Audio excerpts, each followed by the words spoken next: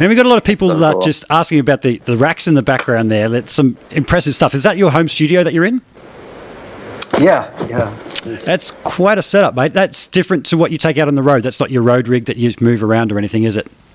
No, actually, we just Dave Friedman just built me a new live system that's no racks.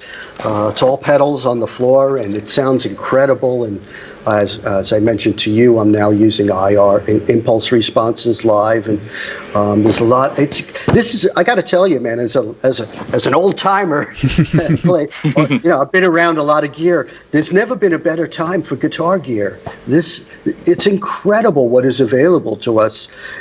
For musicians. I mean, when I was starting out, you could not get a decent electric guitar for $250. And that's when $250 was quite a sum of money.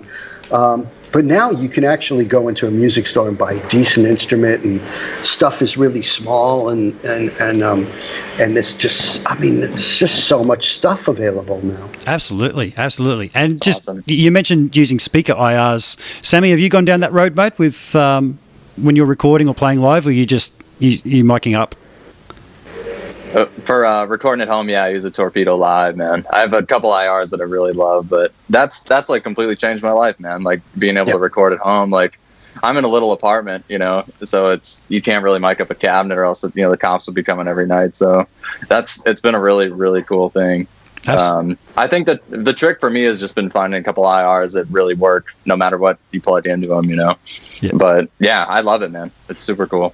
Cool. That's cool. How are you running them live, Steve? Are you using a specific box, or what are you using? I use 2 amps live. So I've got a Friedman Brown Eye. And then a Friedman SS, and I've settled on using the Boss Waza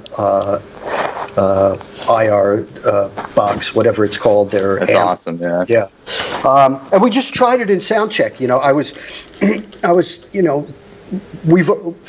say for the last 4 years we've had offstage cabinets and all this, and the mic would get bumped, or we'd have to set up quickly, and the mic wasn't in the right place, and I was never really. We're all on in-ears, and I was always struggling to get a good sound in my ears, and I would hear distortion and all this stuff, and I just said, let me just try this in a sound check. Let me just get these boxes in, and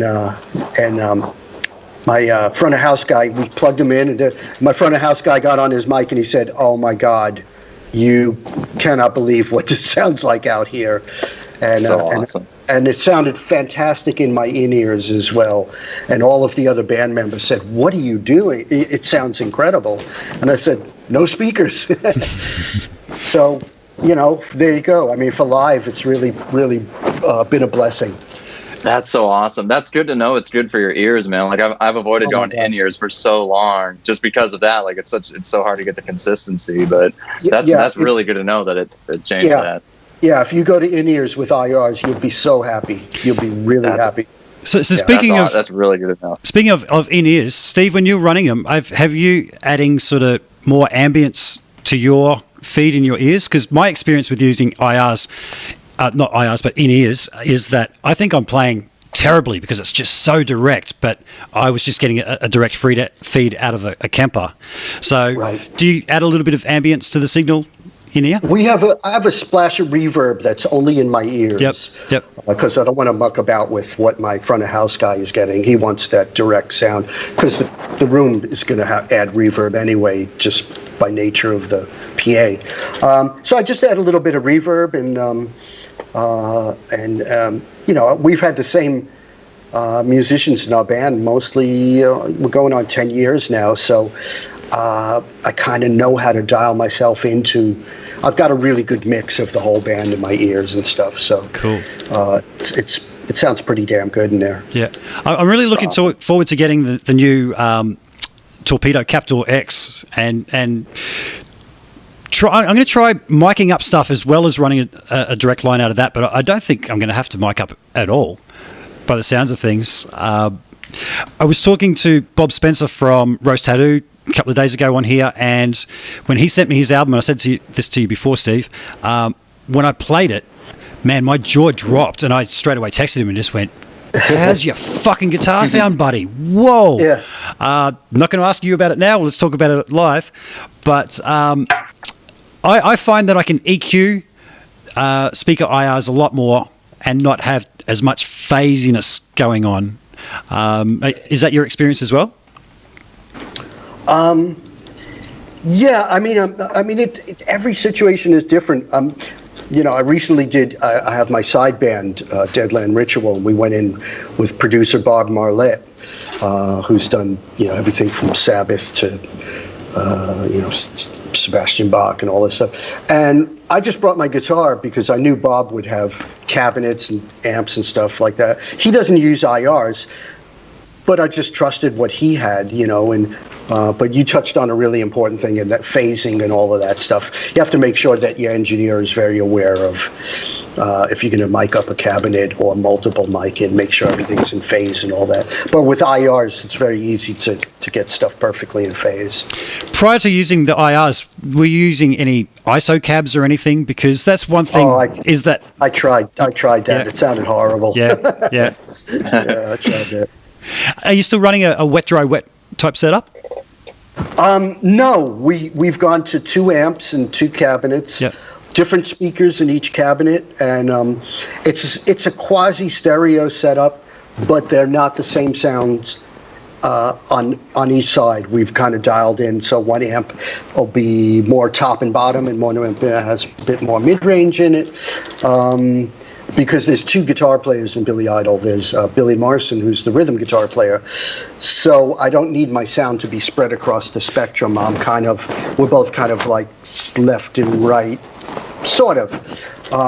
So I just needed a system that would give me all of the frequencies that I needed. Cool. Got it. So I actually had a bit of a play of your signature head when I was over at 42 Gear Street with Dave, and there was a BE 100 as well, and I noticed that your head was a bit thicker in the lower mids. Am I right in thinking that? Yeah. Yep. Was there a particular head that you said to Dave, man, build me something like this, but then I want a bit of this on top? What was the influence behind your... I don't know if you can see, but the amp right behind me is my very first Friedman. Can you see that? It's just out of shot. Aha. There you go. Okay, so that amp started as a sort of a clone of my favorite Plexi, which I've recorded with for years and years. So I wanted that kind of sound with a little bit more gain and a usable master volume. But then I realized that Dave knows a lot more about this stuff than I do.